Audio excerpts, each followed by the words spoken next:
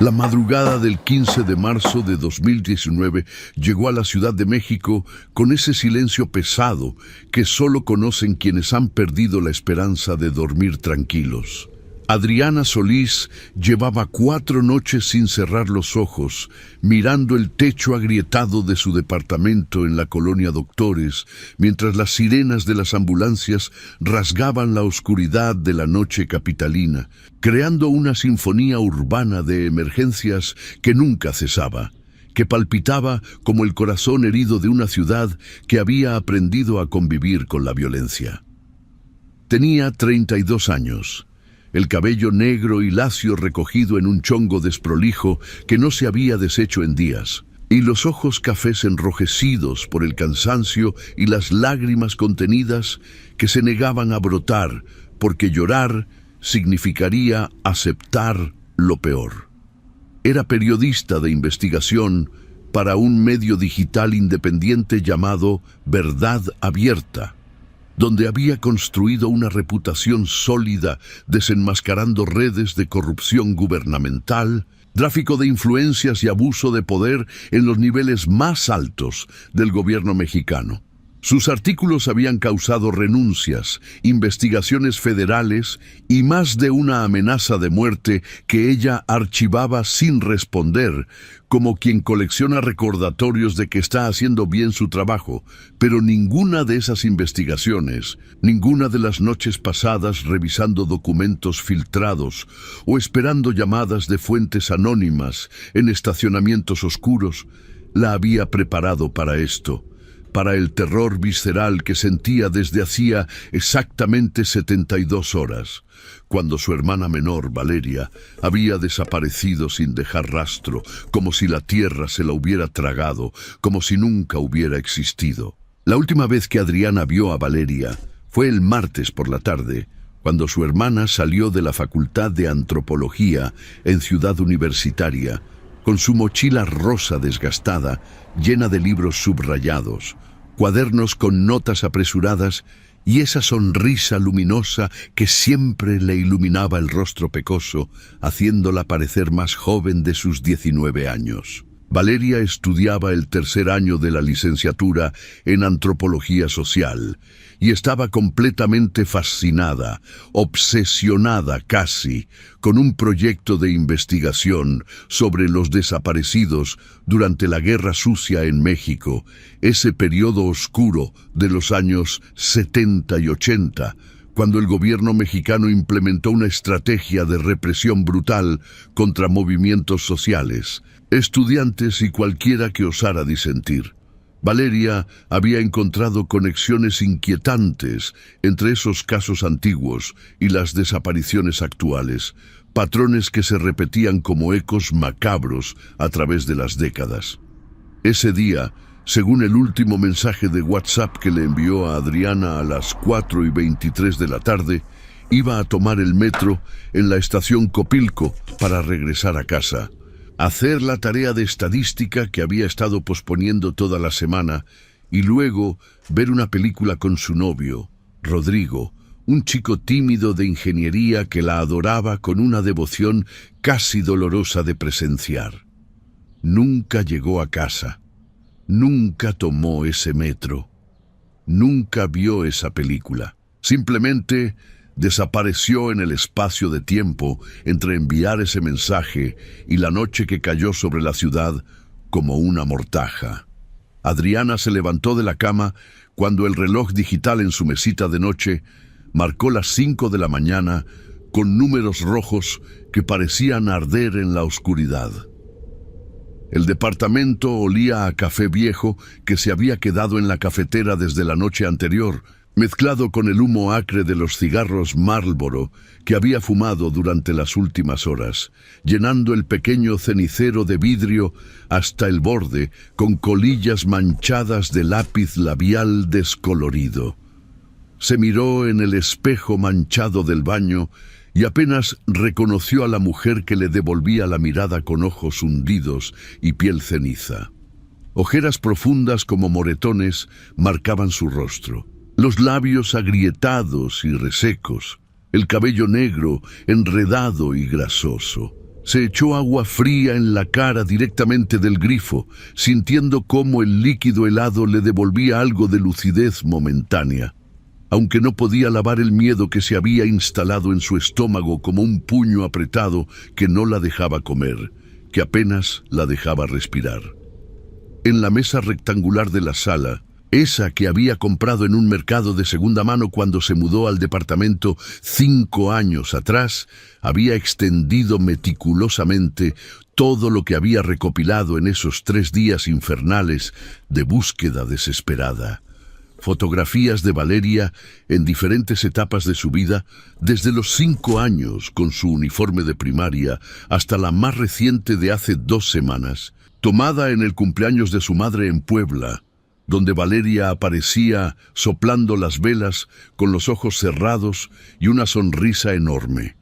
Capturas de pantalla de sus últimas conversaciones de WhatsApp, cada palabra analizada hasta el cansancio, buscando alguna pista, algún indicio de que algo andaba mal, aunque Valeria había sonado completamente normal, hablando de sus clases, de un libro que estaba leyendo sobre la masacre de Tlatelolco, del concierto de Mon Laferte al que quería ir el próximo mes. Un mapa grande de la Ciudad de México comprado en una papelería, extendido y lleno de marcadores rojos, señalando la ruta que su hermana debía haber tomado desde Ciudad Universitaria hasta su departamento en la colonia Narvarte, cada estación del metro marcada, cada posible desvío considerado.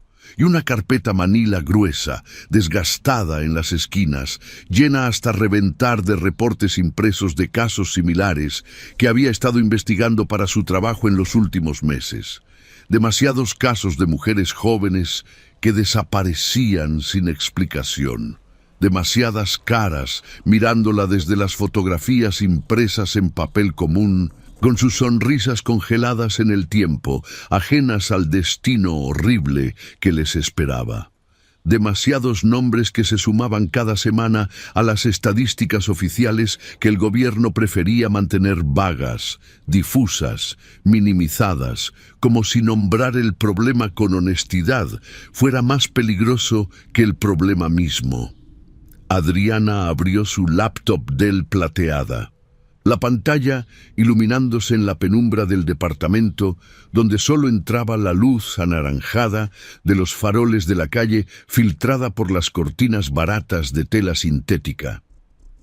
Revisó por enésima vez, tal vez la 100ª, el grupo de Facebook llamado Personas Desaparecidas CDMX, un grupo que había crecido exponencialmente en los últimos años hasta tener más de 200.000 miembros, una comunidad del dolor, donde se compartían las ausencias, donde las familias se aferraban a la esperanza colectiva porque la individual se había agotado hacía mucho.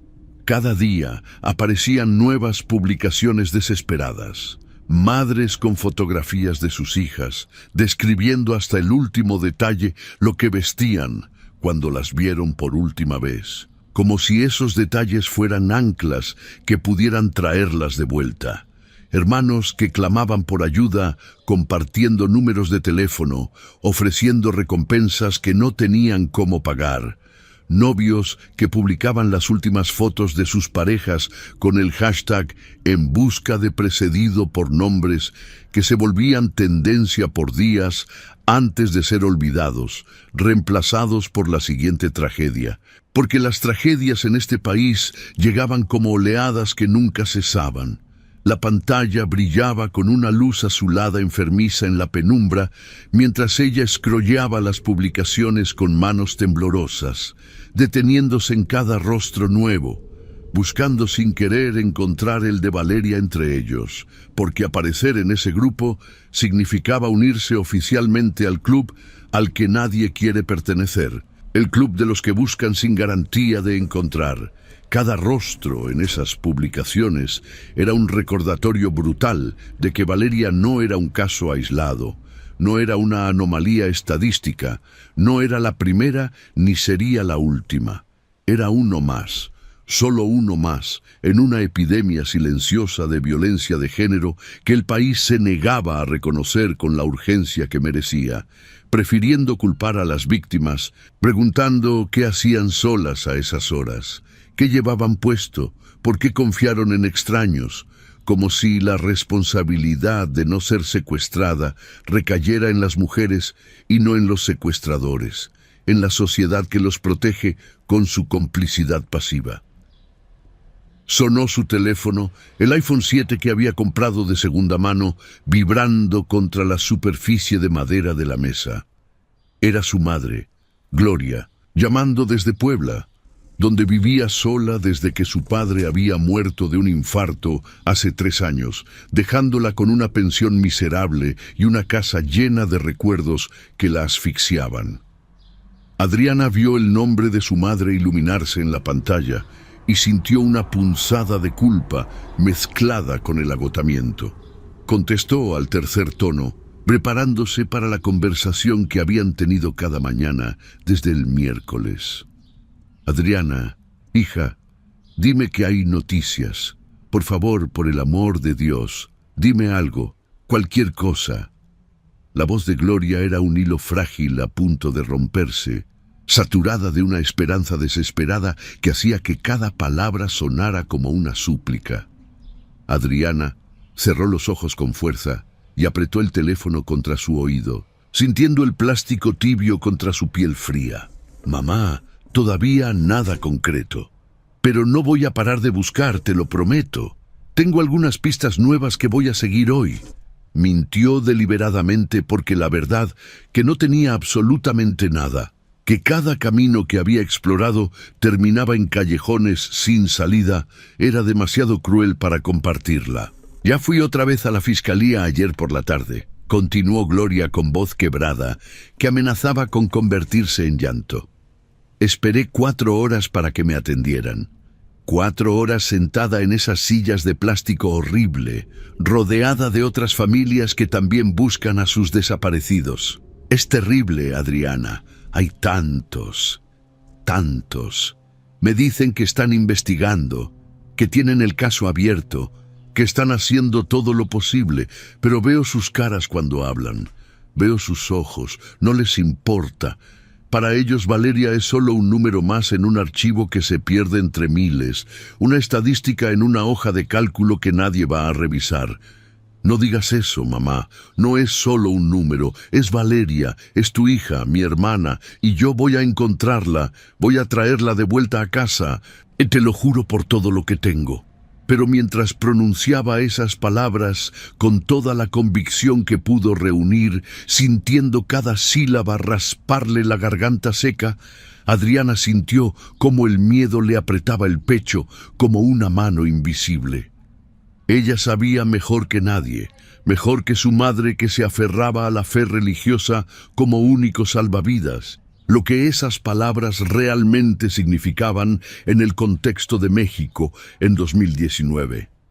Había escrito docenas de artículos sobre desapariciones forzadas, había entrevistado a decenas de familias destruidas, había visto las cifras crecer año tras año, sin que nadie pareciera capaz de detener la hemorragia. Conocía los números de memoria, los llevaba tatuados en la mente. Más de 100.000 personas desaparecidas en las últimas 2 décadas, según los registros oficiales, aunque todos sabían que la cifra real era mucho mayor porque muchas familias ni siquiera se molestaban en reportar las desapariciones, sabiendo que las autoridades no harían nada, que reportar era exponerse a represalias, a ser víctimas secundarias del mismo sistema que debía protegerlas. Miles de fosas clandestinas descubiertas en todo el territorio nacional, algunas con docenas de cuerpos sin identificar, sin reclamar, sin nombres, familias enteras destruidas no solo por la ausencia de sus seres queridos, sino por la tortura de no saber, de existir en un limbo perpetuo entre la esperanza y el duelo, sin poder avanzar en ninguna dirección. Y detrás de cada número frío, de cada estadística que los políticos citaban con rostros serios en conferencias de prensa antes de irse a comer a restaurantes caros, había una historia real de corrupción sistémica, negligencia institucionalizada, impunidad garantizada y una red de complicidades que iba desde policías de a pie hasta los niveles más altos del poder. Después de colgar con su madre, después de escucharla rezar el rosario completo por teléfono mientras ella contenía las lágrimas, Adriana se preparó una taza de café negro sin azúcar en la cafetera italiana que Valeria le había regalado en su último cumpleaños, y se sentó frente a la laptop con la espalda adolorida por las noches, sin dormir, en posiciones incómodas. Abrió el documento de Word en el que llevaba meses trabajando, un archivo de más de 200 páginas titulado provisionalmente Red de Sombras. Investigación sobre trata de personas en zona metropolitana. Era su proyecto más ambicioso y peligroso hasta la fecha. Había rastreado patrones de desapariciones, identificado zonas calientes, entrevistado a sobrevivientes que habían escapado de redes de explotación sexual, seguido el rastro del dinero que fluía entre funcionarios corruptos y organizaciones criminales que operaban con total impunidad. Había documentado cómo ciertas rutas de transporte público eran sistemáticamente vigiladas por captores, cómo ciertos bares y antros servían como lugares de reclutamiento forzado, cómo la corrupción policial no era la excepción, sino la norma, con agentes que no solo hacían vista gorda, sino que activamente participaban en las redes, proporcionando protección a cambio de sobornos que superaban su salario oficial por 20.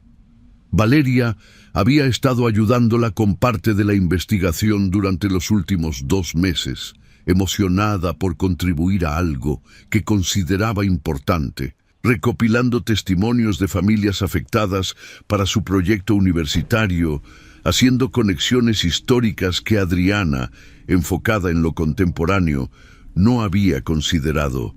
Fue entonces, mientras revisaba sus notas con ojos que apenas podían enfocar por el cansancio, cuando algo hizo clic en la mente de Adriana como una pieza de rompecabezas encajando en su lugar con un sonido casi audible. Abrió la carpeta digital etiquetada como fuentes anónimas y buscó el archivo de su última conversación de WhatsApp, con un contacto guardado simplemente como La Mariposa. Una mujer que se había identificado solo con ese apodo poético había contactado con ella exactamente 3 semanas atrás, el 23 de febrero, enviándole un mensaje críptico a las 11 de la noche que decía: «Sé cosas sobre lo que estás investigando, cosas que te van a abrir los ojos, pero necesito protección, necesito garantías». Adriana, acostumbrada a fuentes nerviosas que exageraban la importancia de su información, había sido escéptica al principio, respondiendo con cautela, pidiendo detalles sin comprometerse. Pero la mariposa había insistido, enviándole fragmentos de información tan específicos y verificables que Adriana tuvo que tomar en serio el contacto. La mujer mencionó nombres completos de funcionarios públicos involucrados en una red de trata que operaba desde Tlaxcala, direcciones exactas de propiedades usadas como centros de explotación, números de cuentas bancarias donde se lavaba el dinero y una conexión directa con casos de desapariciones masivas que se remontaban a los años 70, casos que oficialmente nunca fueron investigados, archivados con la etiqueta de resueltos, cuando en realidad solo habían sido enterrados bajo capas de burocracia y complicidad deliberada. La información era demasiado detallada para ser falsa, demasiado específica para ser una invención. Adriana había verificado algunos de los datos que la mariposa proporcionó, y todo coincidía perfectamente, lo cual era simultáneamente emocionante y aterrador. Adriana revisó meticulosamente sus notas escritas en un cuaderno universitario donde registraba todo lo que consideraba demasiado sensible para confiar a dispositivos digitales que podían ser hackeados. La reunión con la mariposa estaba programada originalmente para el jueves 14 de marzo a las 2 de la tarde, en un café de la colonia Roma llamado El Péndulo, un lugar público con mucha gente donde ambas se sentirían relativamente seguras. Pero ese mismo día, temprano por la mañana, mientras Adriana se preparaba para salir al encuentro, había recibido un mensaje de la mariposa cancelando abruptamente la reunión. No dio explicaciones extensas, no ofreció disculpas, solo escribió una frase escueta que helaba la sangre. No es seguro todavía. Nos están vigilando más de lo que pensaba. Dame una semana más. Y luego, silencio absoluto. Adriana había intentado contactarla varias veces durante los días siguientes, enviando mensajes que quedaban en un solo check sin ser entregados, como si el número hubiera dejado de existir. Valeria desapareció apenas 24 horas después de esa cancelación, el viernes 15 de marzo, creando una sincronicidad temporal que era imposible ignorar, demasiado conveniente para ser coincidencia. Adriana sintió un escalofrío recorrerle la espalda mientras conectaba los puntos en su mente, dibujando líneas invisibles entre eventos que tal vez no deberían conectarse, pero que su instinto periodístico le decía que estaban relacionados. ¿Y si Valeria había hecho su propia investigación sobre lo que discutían? ¿Y si había descubierto algo que no debía? ¿Y si alguien decidió que sabía demasiado? El sol comenzaba a filtrarse tímidamente por la ventana de la sala cuando Adriana tomó una decisión que cambiaría el curso de su vida irrevocablemente. Se vistió rápido con jeans oscuros y una sudadera gris anónima. Guardó su laptop en la mochila de lona junto con las carpetas más importantes de su investigación, su credencial de prensa, una grabadora de voz digital, 2 baterías externas completamente cargadas y algo de efectivo que mantenía escondido en un libro hueco para emergencias. Salió del departamento sin desayunar, con el estómago revuelto por el café y los nervios. El aire de la mañana en la Ciudad de México estaba cargado con esa mezcla característica de smog denso, humedad que se pegaba a la piel y los olores mezclados de comida callejera que comenzaba a prepararse, creando un aroma que era simultáneamente repulsivo y nostálgico. Las calles de la colonia Doctores comenzaban a llenarse de vendedores ambulantes preparando sus puestos de tacos, tortas y jugos naturales, de trabajadores apurados caminando con prisa hacia las estaciones del metro más cercanas, de niños uniformados, arrastrando mochilas demasiado pesadas hacia escuelas públicas con rejas altas. La vida continuaba su curso indiferente a su tragedia personal. El mundo seguía girando, aunque el de Adriana se hubiera detenido bruscamente el martes por la tarde. Tomó un Uber conducido por un señor mayor que escuchaba noticias en la radio a bajo volumen, hacia la Fiscalía General de Justicia ubicada en la Alcaldía Benito Juárez, un edificio gris y feo que parecía diseñado específicamente para intimidar a quienes buscaban justicia. Durante el trayecto de 25 minutos atascados en el tráfico matutino imposible de la ciudad, Adriana observó la megalópolis despertar lentamente, revelando todas sus cicatrices y contradicciones. Los edificios grises y gastados de departamentos donde vivían millones, hacinados, los puestos de tacos que abrían sus cortinas metálicas oxidadas con un chirrido que se escuchaba por encima del ruido del tráfico, las paredes de concreto llenas hasta saturarse de grafitis políticos y tags de pandillas territoriales, y sobre todo, los carteles.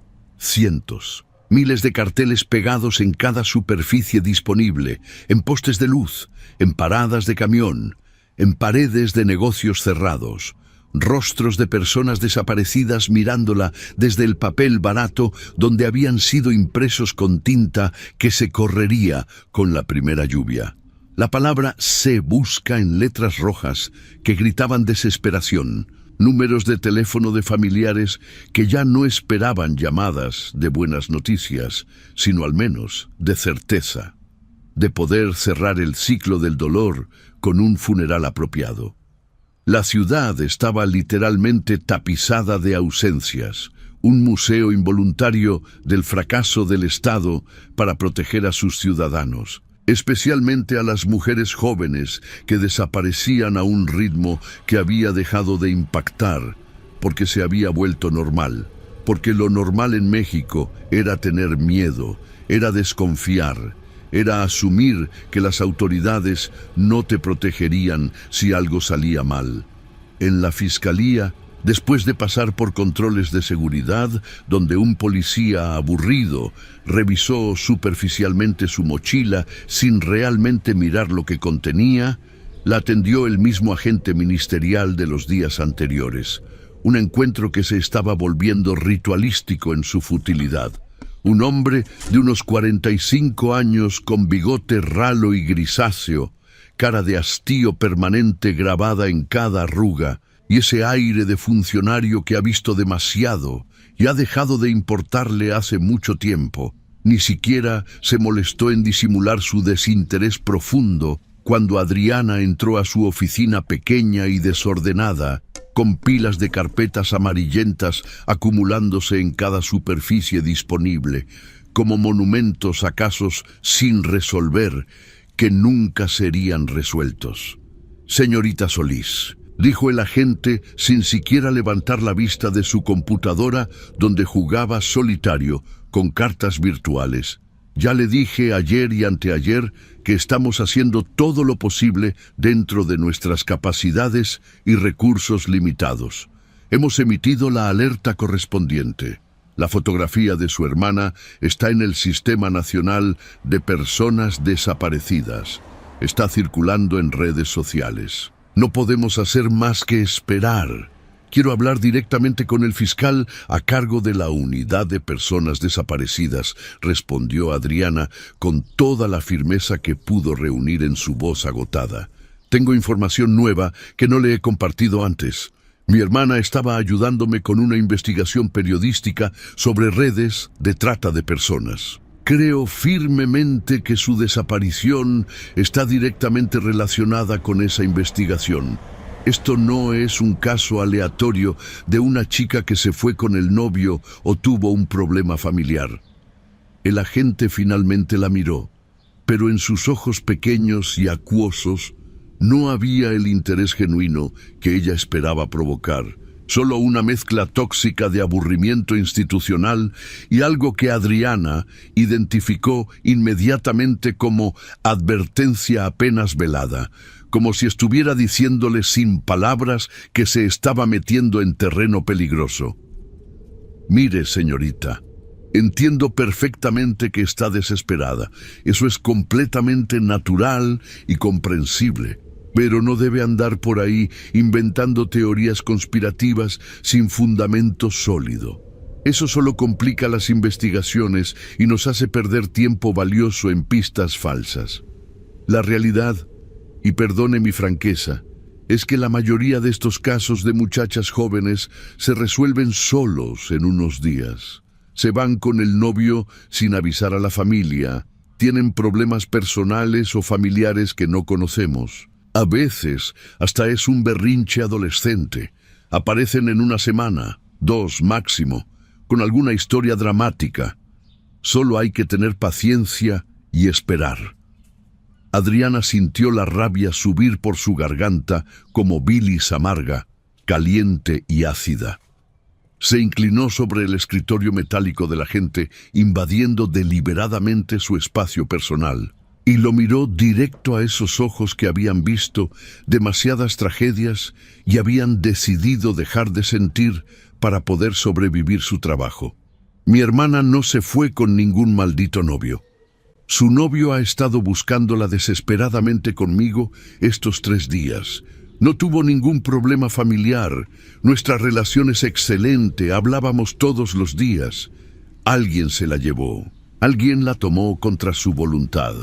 Y usted lo sabe perfectamente. Todos en esta institución lo saben, pero prefieren mirar para otro lado porque les resulta más cómodo, porque así pueden cumplir su horario y regresar a sus casas sin cargar con el peso de todas estas familias destruidas. El agente se puso de pie bruscamente, claramente molesto por el desafío a su autoridad, su rostro enrojeciéndose de una manera que hubiera sido cómica en otras circunstancias. Cuidado con lo que dice y cómo lo dice, señorita. La difamación es un delito tipificado en el Código Penal. Si tiene información relevante y verificable, preséntela por escrito en la ventanilla de atención al público. Si no tiene nada concreto, le sugiero fuertemente que regrese a su casa y espere como el resto de las familias. Cuando tengamos novedades, nosotros la contactaremos. Adriana salió de la fiscalía con las manos temblando de impotencia, de rabia contenida, de la sensación abrumadora de estar gritando en un vacío que absorbía todo sonido sin devolver eco alguno. Sabía exactamente, con una claridad terrible, lo que ese hombre le estaba diciendo entre líneas, con su tono condescendiente y sus palabras medidas. Sabía que si ella insistía demasiado, si seguía haciendo preguntas incómodas que molestaran a las personas equivocadas, si se negaba a quedarse callada y esperar como una buena víctima, podría convertirse en la próxima cara impresa en papel barato en un cartel de S. Busca, pegado en alguna pared anónima de la ciudad. El mensaje era claro: silencio o consecuencias. Durante los siguientes 3 días, que se sintieron como 3 años comprimidos, Adriana se dedicó obsesivamente a seguir cada pista, por pequeña o improbable que pareciera, sin dormir más de 2 o 3 horas por noche, sobreviviendo a base de café negro, cigarros y una determinación férrea que era lo único que la mantenía funcionando.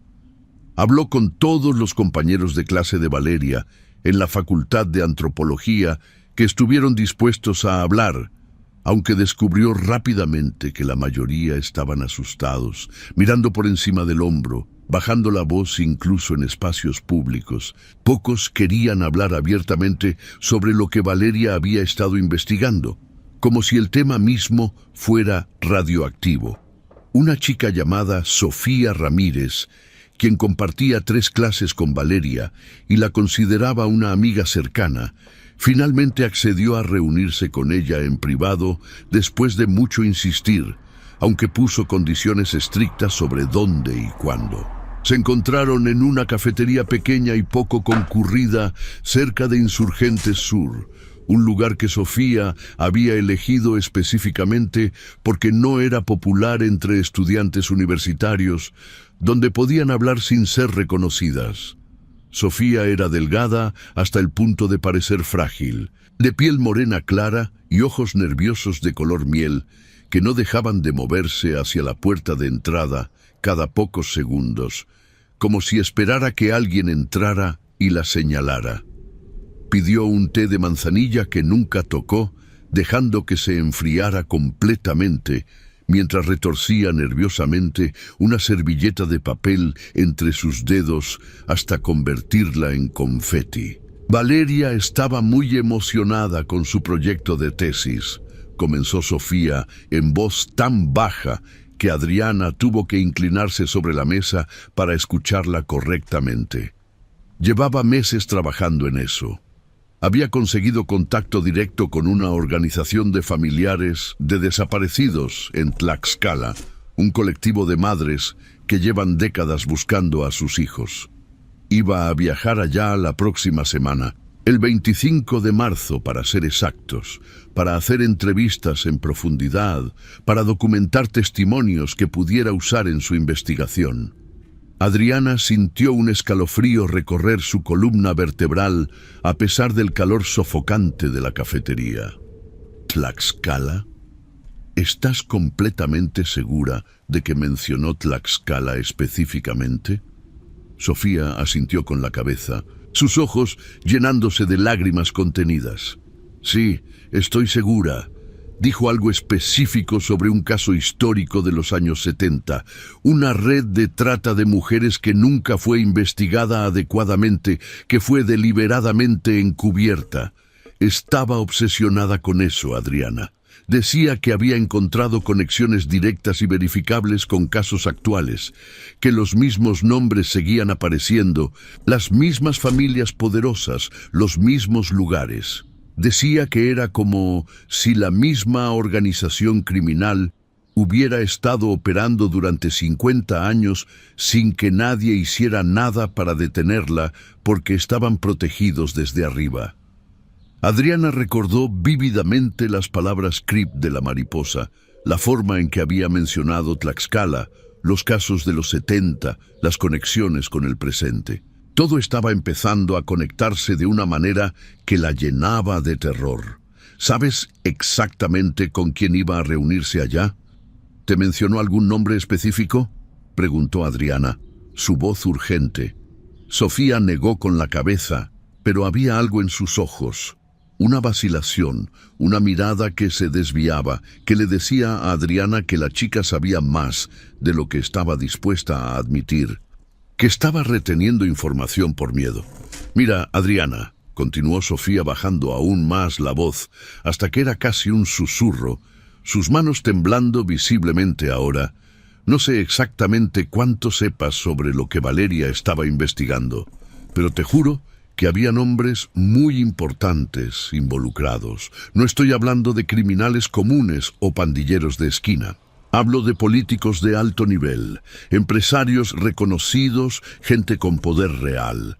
Ella me mostró algunos documentos que había obtenido, no me dijo cómo ni de dónde, pero eran perturbadores, muy perturbadores. Había fotografías, registros financieros, testimonios. Era evidencia sólida de cosas terribles.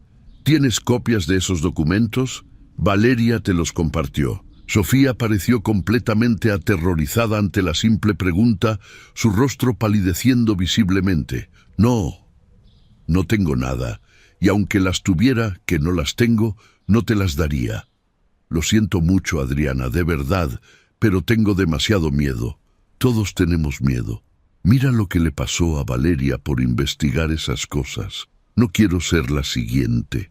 Tengo una familia, tengo hermanos menores. No puedo arriesgarme». Adriana quiso insistir, presionar más, pero vio la determinación mezclada con pánico puro en los ojos de Sofía y comprendió que no iba a obtener nada más de ella.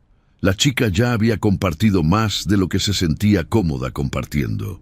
Después de esa reunión tensa, Sofía dejó de contestar completamente sus llamadas. Sus mensajes de WhatsApp quedaban en doble check azul sin respuesta, como si Adriana se hubiera convertido en una persona radiactiva con la que era peligroso asociarse. Esa noche, acostada en su cama mirando el techo en la oscuridad, Adriana tomó la decisión más peligrosa y tal vez más necesaria de su vida. Decidió que tenía que ir a Tlaxcala personalmente, que tenía que seguir los pasos de Valeria, descubrir qué había estado investigando exactamente, con quién había planeado reunirse. Si Valeria había estado planeando viajar allá, si había estado investigando casos en ese estado específico, entonces las respuestas, las pistas reales sobre su paradero o su destino, estaban definitivamente en ese lugar. Empacó una mochila pequeña con lo estrictamente necesario para un viaje de 2 días. Ropa extra, artículos de higiene, su laptop, 2 cuadernos, plumas, una grabadora de voz digital, baterías extra, cargadores, algo de dinero en efectivo y el gas pimienta de autodefensa que siempre llevaba consigo desde que había empezado a trabajar como periodista de investigación y había recibido su primera amenaza seria hace 5 años. Antes de salir de su departamento en la madrugada, llamó a su mejor amiga desde la preparatoria, Fernanda Jiménez, una abogada especializada en derechos humanos que trabajaba para una ONG internacional, y le contó detalladamente sus planes, dónde iba, por qué iba, qué esperaba encontrar. «Estás completamente loca, Adriana», le dijo Fernanda con una mezcla de admiración y terror genuino en su voz. Si lo que sospechas es remotamente cierto, si Valeria realmente estaba investigando una red protegida por gente poderosa, estás poniéndote en un peligro mortal. Esto no es una exageración. Estas personas no se detienen ante nada. Ya lo viste. Ya sabes lo que le pasó a Valeria. Ya estoy en peligro, Fer. Desde el momento en que Valeria desapareció, desde el momento en que empecé a hacer preguntas, ya estoy marcada. Si no hago nada, si me quedo sentada esperando que las autoridades hagan su trabajo cuando sé perfectamente que no lo harán, Valeria se convierte en una más del montón, en un número, en una estadística que se menciona en los noticieros del mediodía y se olvida para la cena. No puedo permitir eso. No puedo vivir con eso. Al menos avísale a alguien más a dónde vas exactamente. A tu mamá, a algún colega periodista, a alguien que pueda actuar si algo sale mal. No confío en nadie más en este momento, Fer. La filtración está en todas partes. No puedo arriesgarme a que llegue información a las personas equivocadas. Y definitivamente no quiero preocupar más a mi mamá de lo que ya está. Está al borde del colapso nervioso.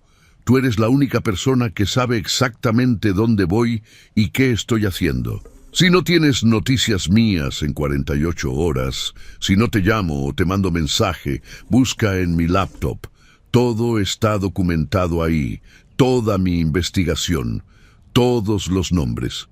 La contraseña es 0802-2000, el cumpleaños de Valeria. Adriana, por favor, ten mucho cuidado. No quiero perderte a ti también. Voy a tener cuidado, lo prometo. La madrugada del sábado 18 de marzo, cuando el cielo todavía estaba oscuro y las calles de la Ciudad de México apenas comenzaban a desperezarse, Adriana tomó un autobús de primera clase de la línea ADO, con destino a la ciudad de Tlaxcala, en la central de autobuses del norte, un edificio enorme y caótico que nunca dormía realmente. El viaje, según el itinerario, duraba poco más de 2 horas si el tráfico cooperaba, aunque uno nunca podía estar seguro en las carreteras mexicanas. Mientras el autobús atravesaba lentamente la carretera México-Puebla, saliendo gradualmente de la mancha urbana interminable de la zona metropolitana, ella observaba cómo el paisaje cambiaba de manera dramática a través de la ventana sucia. Los edificios grises y monolíticos de la capital, dando paso progresivamente a campos de cultivo de maíz y trigo que se extendían hasta donde alcanzaba la vista, pequeños pueblos con iglesias coloniales blancas de torres barrocas, montañas azules y majestuosas en el horizonte lejano que parecían pintadas con acuarela. El cielo estaba completamente nublado, pesado, amenazando lluvia, creando una atmósfera opresiva que hacía juego perfecto con el estado de ánimo de Adriana. Llegó a la ciudad de Tlaxcala, la capital del estado más pequeño de México, cerca del mediodía, cuando el sol finalmente había logrado romper parcialmente las nubes.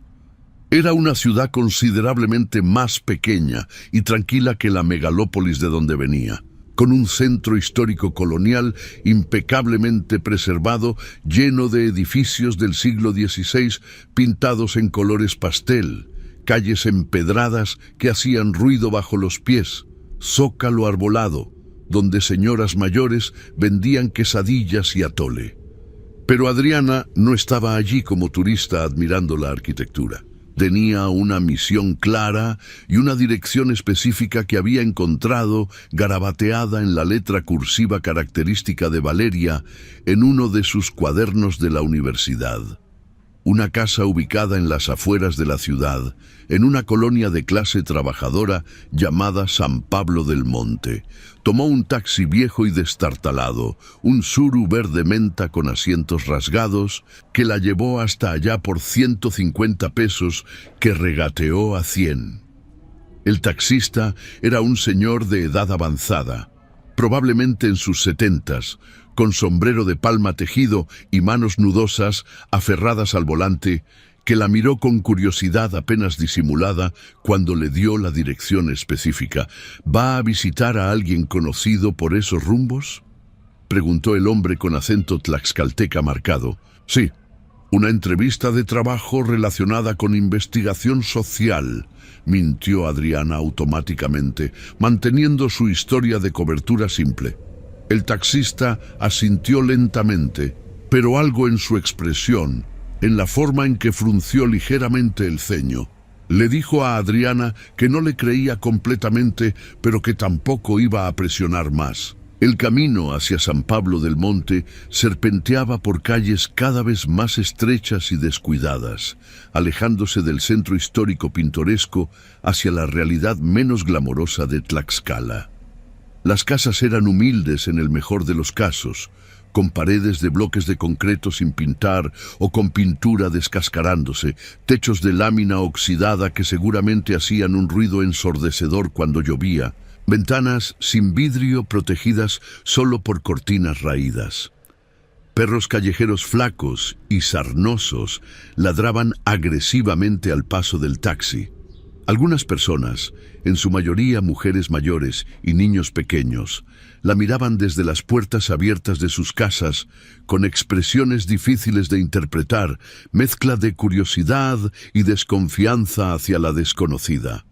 «Nos bajamos aquí, señorita», dijo el taxista cuando llegaron a una intersección donde la calle pavimentada terminaba y comenzaba un camino de tierra lleno de baches.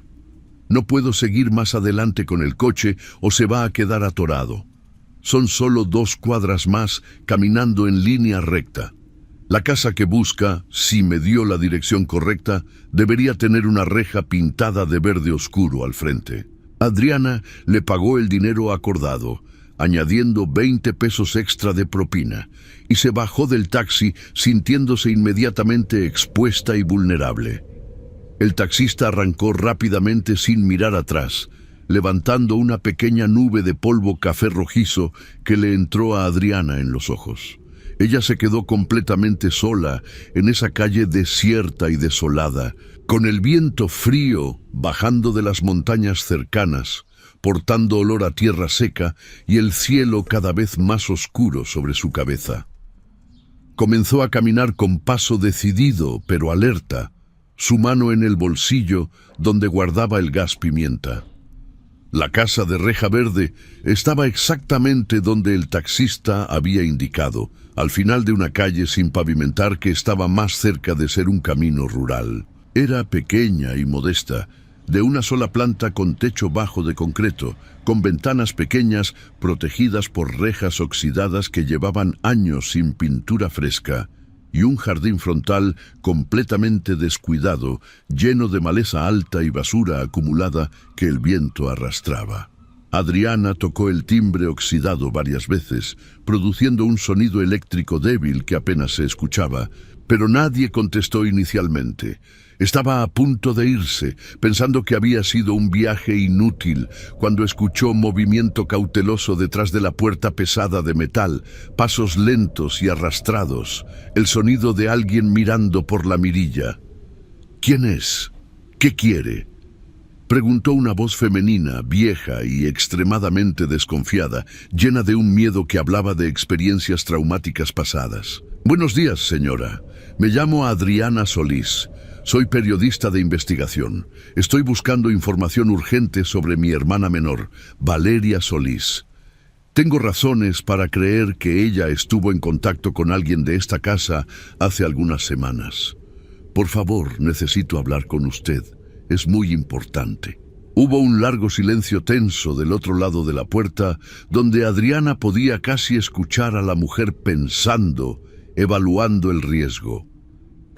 Luego, finalmente, el sonido metálico de varios cerrojos siendo abiertos uno por uno. La puerta de metal se entreabrió apenas unos centímetros, lo justo para revelar parcialmente el rostro profundamente arrugado de una mujer de aproximadamente 70 años, con el cabello completamente blanco recogido en un chongo apretado y ojos hundidos de color café oscuro, que la miraban con una mezcla compleja de miedo ancestral y un reconocimiento sorprendente. ¿Usted es la hermana mayor de la muchachita de la universidad? ¿La estudiante de antropología que vino hace 3 semanas? Preguntó la mujer con voz temblorosa. Sí, soy yo. ¿Usted conoció a Valeria? ¿Habló con ella? La mujer abrió más la puerta, revelando completamente su figura pequeña y encorvada por los años y el peso del dolor acumulado. Miró nerviosamente hacia ambos lados de la calle desierta, como si buscara ojos ocultos observándolas antes de hacer una seña urgente a Adriana para que entrara rápido. Pase, rápido, no deben verla aquí. No es seguro que la vean entrando a mi casa. Entre ahora. El interior de la casa olía a humedad acumulada por años, a naftalina y a esos años de historias guardadas que impregnan las paredes. La sala era pequeña y oscura, con muebles viejos de los años 70 tapizados en tela desgastada y paredes cubiertas casi en su totalidad de fotografías enmarcadas en blanco y negro que documentaban décadas de vida. Retratos formales de familia con todos vestidos en su mejor ropa, bodas celebradas en iglesias de pueblo, primeras comuniones, niños sonrientes que ahora serían adultos o tal vez muertos. Pero lo que más llamó inmediatamente la atención de Adriana, lo que hizo que se detuviera en seco, era una pared completa dedicada exclusivamente a recortes de periódicos amarillentos por el tiempo, algunos tan viejos que el papel se desintegraba al tocarlo. Todos los titulares, docenas de ellos acumulados durante décadas, trataban sobre desapariciones. Joven desaparecida en carretera a Apizaco. Autoridades buscan a estudiante. Familia pide apoyo para localizar a hija. Cada titular era un grito silencioso, un eco de dolor que nunca había encontrado respuesta. «Siéntese, por favor», dijo la mujer, señalando con mano temblorosa un sillón desgastado de color verde militar. «Mi nombre completo es Esperanza Mendoza Ramírez. Soy una de las fundadoras originales del colectivo Madres Buscadoras de Tlaxcala.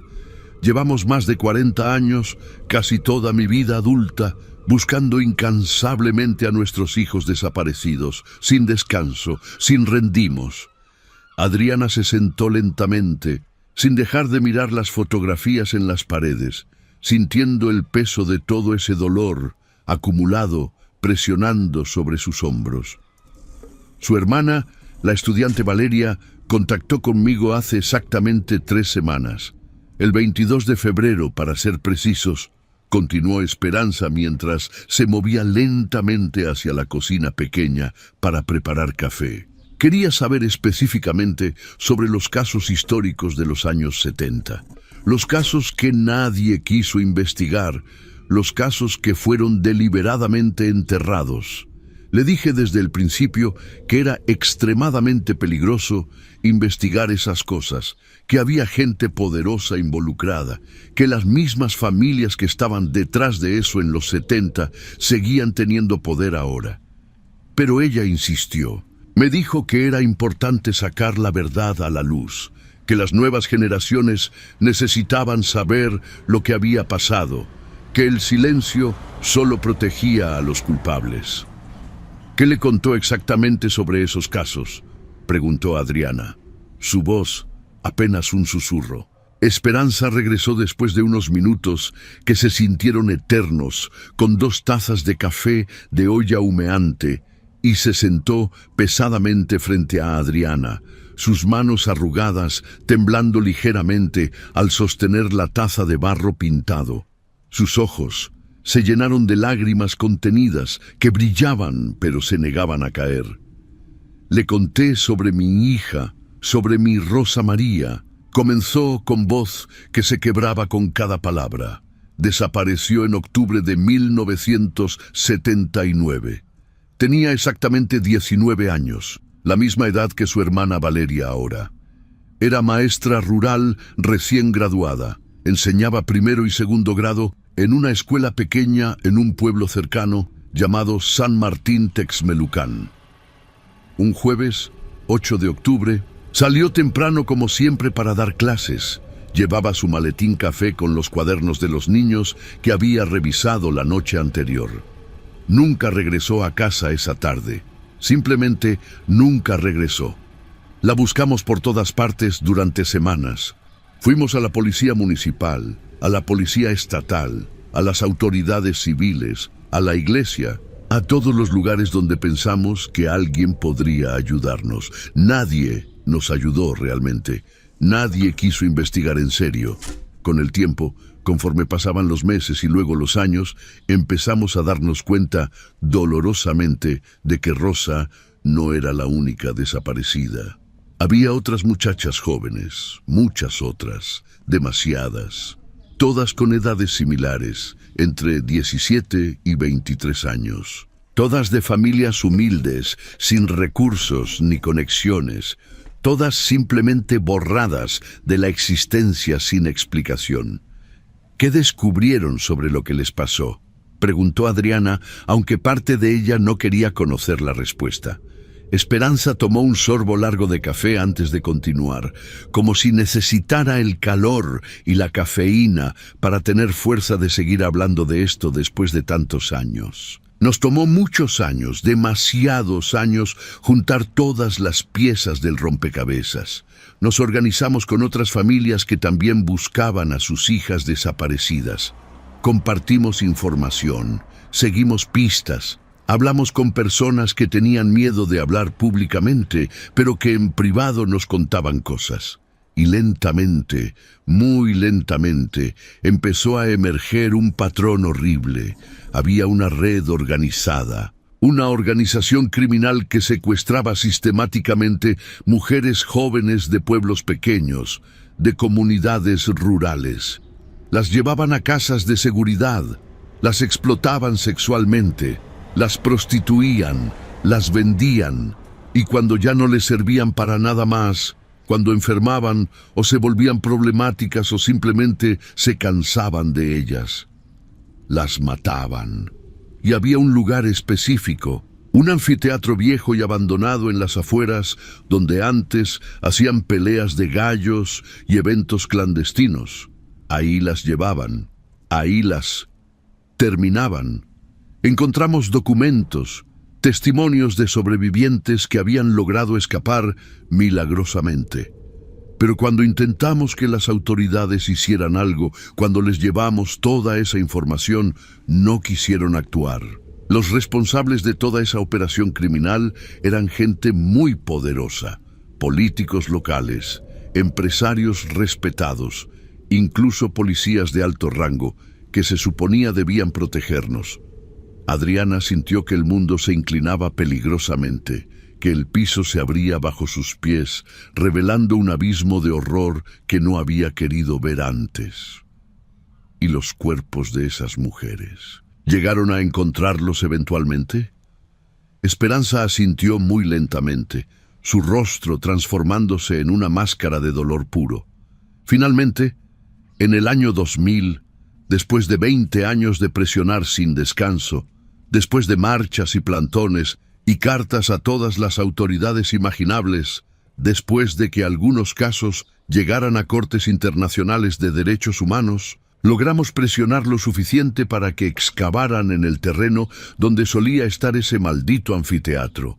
Encontraron restos humanos, muchos, más de 30 mujeres enterradas ahí como si fueran basura, amontonadas en fosas poco profundas. Algunas llevaban muertas décadas, los restos estaban mezclados, descompuestos. Hicieron análisis de ADN cuando fue posible. Mi Rosa estaba entre ellas. Llevaba 20 años muerta cuando finalmente pude darle sepultura cristiana en el panteón local. 20 años preguntándome qué le había pasado, si había sufrido, si había pensado en mí en sus últimos momentos. Y cuando finalmente supe la verdad, casi preferí no haberla sabido. Lo siento muchísimo, señora Esperanza. No puedo imaginar ese dolor, susurró Adriana, sus propias lágrimas finalmente comenzando a rodar por sus mejillas mientras procesaba la magnitud del horror. Su hermana Valeria, Quería saber si había conexiones verificables con casos actuales, continuó Esperanza después de limpiarse los ojos con un pañuelo bordado. Le dije honestamente que nunca se detuvo realmente. La red nunca fue desmantelada. Arrestaron a algunas personas menores, chivos expiatorios, pero los verdaderos responsables, los hombres con poder y dinero, nunca pagaron por lo que hicieron. Los nombres cambian, las caras en el poder cambian cada 6 años con las elecciones, pero la red fundamental sigue operando exactamente igual, solo que ahora son muchísimo más cuidadosos, más organizados, más sofisticados en sus métodos. Y tienen aún más protección de las autoridades porque hay muchísimo más dinero involucrado ahora. No solo trata para explotación sexual, también tráfico de órganos, pornografía, explotación laboral en talleres clandestinos. Es un negocio multimillonario. Y cualquiera que intente investigarlo seriamente, cualquiera que se acerque demasiado a la verdad, amenaza miles de millones de pesos en ganancias. Y cuando amenazas ese tipo de dinero, desaparece. Como Valeria, susurró Adriana, su voz rompiéndose. Como Valeria, confirmó Esperanza con terrible certeza, y como muchas otras antes que ella, incluyendo periodistas, activistas, investigadores. Por eso intenté advertirle hace 3 semanas. Por eso le dije que era demasiado peligroso, que debía ser extremadamente cuidadosa. Pero ella no me escuchó completamente. Dijo que tenía que hacer algo, que no podía quedarse callada sabiendo lo que sabía, que el silencio nos hacía cómplices. Tenía razón en eso, pero también era muy joven, muy idealista. No entendía completamente contra quién se estaba metiendo. Necesito ver absolutamente todo lo que le mostró a Valeria hace 3 semanas, dijo Adriana con una determinación feroz que sorprendió incluso a ella misma. Necesito ver todos los documentos, todos los testimonios, todos los nombres, todo. Esperanza dudó visiblemente por un momento largo, sus ojos moviéndose entre el rostro determinado de Adriana y la ventana donde las cortinas se movían con el viento. Luego se puso de pie lentamente, con esfuerzo, y caminó hacia un viejo armario de madera en la esquina de la sala. Sacó con cuidado una caja grande de cartón café, pesada, que parecía contener el peso de décadas. La colocó sobre la mesa de café con un golpe sordo que levantó polvo. «Esto es todo lo que tengo», dijo, señalando la caja. 41 años de investigación personal. Documentos originales, copias, fotografías, testimonios grabados en cassettes, nombres completos, direcciones, fechas, lugares específicos, todo meticulosamente documentado. Pero debo advertirle muy seriamente, señorita Solís, si usted continúa por este camino, si decide publicar esta información o seguir investigando activamente, su vida estará en peligro real y constante. Estas personas no se detienen ante absolutamente nada. No tienen escrúpulos, no tienen límites morales. Han destruido miles de vidas en estos años y nunca han pagado realmente por ello. Nunca han enfrentado justicia. A veces siento en mi corazón cansado que nunca pagarán, que el mal siempre gana al final en este país. El mal no puede ganar para siempre, respondió Adriana, aunque su voz sonaba menos convencida de lo que hubiera querido. Tarde o temprano, la verdad tiene que salir a la luz. Siempre lo hace. Tiene que hacerlo. La historia eventualmente hace justicia, incluso si los tribunales no lo hacen. Esperanza le dio un abrazo largo y fuerte, apretándola como si estuviera abrazando a una hija que nunca regresó. Cuando Adriana finalmente salió de esa casa, cargando la pesada caja de cartón, el cielo estaba completamente oscuro y amenazante. La calle estaba completamente desierta y silenciosa. Solo se escuchaba el ladrido lejano y melancólico de los perros callejeros y el viento frío que movía la basura acumulada. Comenzó a caminar lo más rápido que pudo hacia el centro del pueblo para tomar un taxi de regreso a la ciudad de Tlaxcala, pero tenía la sensación inquietante de que alguien la observaba desde las sombras profundas, que ojos invisibles seguían cada uno de sus movimientos, registrando mentalmente su rostro para propósitos que no quería imaginar. A mitad de camino, cuando estaba en una calle especialmente oscura, sin alumbrado público, un coche negro brillante, con ventanas completamente polarizadas, se detuvo justo junto a ella de manera abrupta. Su corazón comenzó a latir con fuerza brutal contra sus costillas. Buscó desesperadamente el gas pimienta en el bolsillo de su chamarra, sus dedos cerrándose alrededor del pequeño cilindro. La ventana del conductor bajó lentamente con un sonido mecánico suave. «Señorita, ¿necesita un aventón para llegar a algún lado?», preguntó un hombre de aproximadamente 40 años, con gorra de béisbol negra que ocultaba parcialmente su rostro y sonrisa demasiado amable que parecía estudiada, falsa. «No, muchas gracias. Estoy perfectamente bien. Estoy esperando a alguien que viene por mí», respondió Adriana sin detenerse, acelerando el paso y apretando con más fuerza la caja que cargaba. «De verdad, es peligroso caminar completamente sola por aquí de noche, especialmente para una mujer. Déjeme llevarla al menos al centro. Es por su seguridad». «Ya le dije que no. Gracias de todas formas». El hombre dejó de sonreír abruptamente. Su rostro se volvió duro, amenazante. La ventana se subió lentamente y el coche aceleró de repente, desapareciendo en la oscuridad de la noche con un rugido de motor. Adriana corrió el resto del camino hasta encontrar una tienda de abarrotes que todavía estaba abierta con luces neón brillantes, y desde ahí llamó temblando a un taxi registrado. Sus manos no dejaban de temblar mientras marcaba el número que le dieron en la tienda.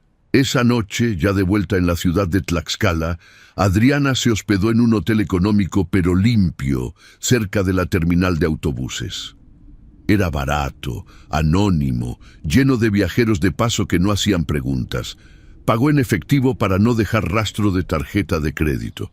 No podía sacarse de la cabeza la sensación persistente de que la estaban siguiendo, de que ojos invisibles la observaban. Durmió con todas las luces del cuarto encendidas, con su teléfono bajo la almohada y el gas pimienta en la mano. Cada ruido del pasillo la despertaba sobresaltada, su corazón acelerándose, sudor frío bañando su cuerpo. Cada puerta que se abría, cada paso en el corredor podía ser alguien viniendo por ella. A la mañana siguiente, después de una noche de sueño fragmentado y pesadillas vívidas, mientras esperaba en la terminal el autobús de regreso a la Ciudad de México, programado para las 9 de la mañana, recibió un mensaje de WhatsApp de un número completamente desconocido, sin foto de perfil, sin nombre, solo dígitos. El mensaje era corto, directo, aterrador en su simplicidad. «Sabemos exactamente lo que estás haciendo. Sabemos dónde estás. Sabemos con quién hablaste. Si quieres volver a ver viva a tu hermana, deja de investigar inmediatamente. Esta es tu única advertencia». Adriana bloqueó el número inmediatamente, con manos temblorosas, pero el mensaje ya estaba grabado en su mente como fuego. Subió al autobús con la caja de documentos apretada contra su pecho, sintiéndose observada por cada pasajero, por cada persona en la terminal. Durante todo el viaje de regreso, no pudo dejar de mirar por la ventana, buscando coches que la siguieran, memorizando placas, sintiendo la paranoia crecer como una planta venenosa en su pecho. Cuando finalmente llegó a su departamento en la Ciudad de México esa tarde, encontró algo que heló su sangre. La puerta estaba entreabierta, las bisagras forzadas. Entró con extrema cautela y descubrió que el lugar había sido meticulosamente destrozado. No era el caos de un robo común, era una búsqueda profesional. Habían volteado cada mueble, abierto cada libro, revisado cada cajón. Buscaban algo específico, Su laptop había desaparecido junto con todos sus respaldos físicos de la investigación. Pero Adriana no era ingenua. Había guardado copias encriptadas en la nube, había enviado archivos a colegas de confianza, había dejado instrucciones con Fernanda. Sabían que ella investigaba, pero no sabían que ya era demasiado tarde para detenerla con intimidación. Esa noche, desde el departamento de Fernanda donde se refugió, Adriana tomó la decisión más importante de su vida. Pasó la madrugada entera escribiendo, vertiendo toda la información que había recopilado, todos los testimonios, todos los nombres. Escribió sobre Valeria, sobre Esperanza y Rosa, sobre las 30 mujeres del anfiteatro, sobre la red que había operado impunemente durante medio siglo.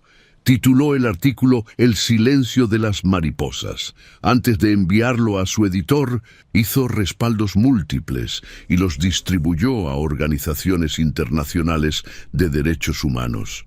El artículo se publicó un miércoles.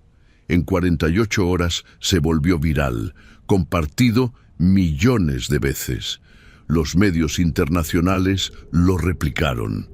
La presión pública forzó a la Fiscalía a anunciar investigaciones. Hubo marchas multitudinarias exigiendo justicia. El país, por primera vez en décadas, prestó atención real al horror de las desapariciones, pero Valeria nunca apareció. 2 semanas después de la publicación, mientras Adriana salía de una entrevista televisiva, recibió un paquete en la entrada de Televisa. Dentro estaba el collar de plata de Valeria y una nota. Búscala donde encontraron a Rosa.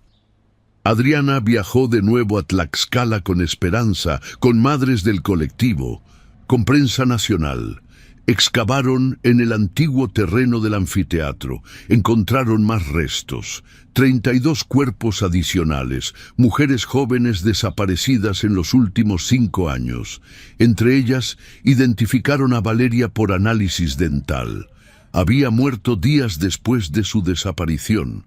En el funeral, con la ciudad de Puebla entera en silencio solidario, Adriana no lloró. Se paró frente al ataúd cerrado de su hermana y habló con voz firme a las cámaras que transmitían en vivo. Valeria murió buscando la verdad. Murió porque en México decir la verdad es un acto revolucionario, porque enfrentar al poder corrupto te cuesta la vida. Pero su muerte no será en vano, ninguna muerte más será en vano. Esto tiene que terminar. La libertad del pueblo mexicano depende de que nos neguemos al silencio.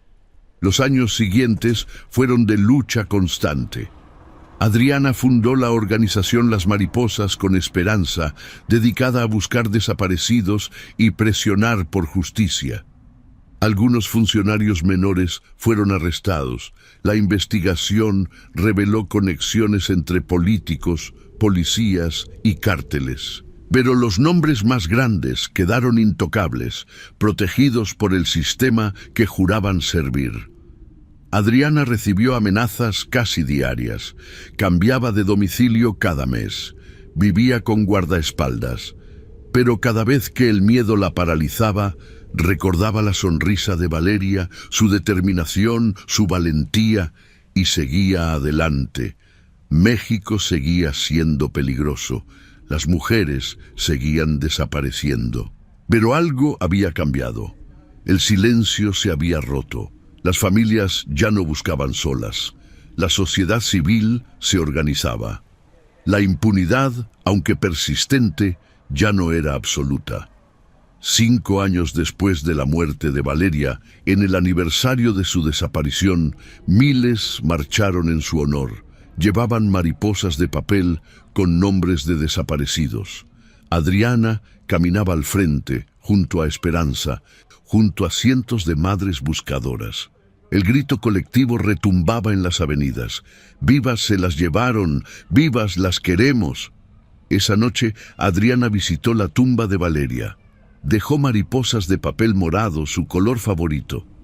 «Lo logramos, hermanita», susurró. «No ganamos todo, pero tampoco perdimos. Rompimos el silencio».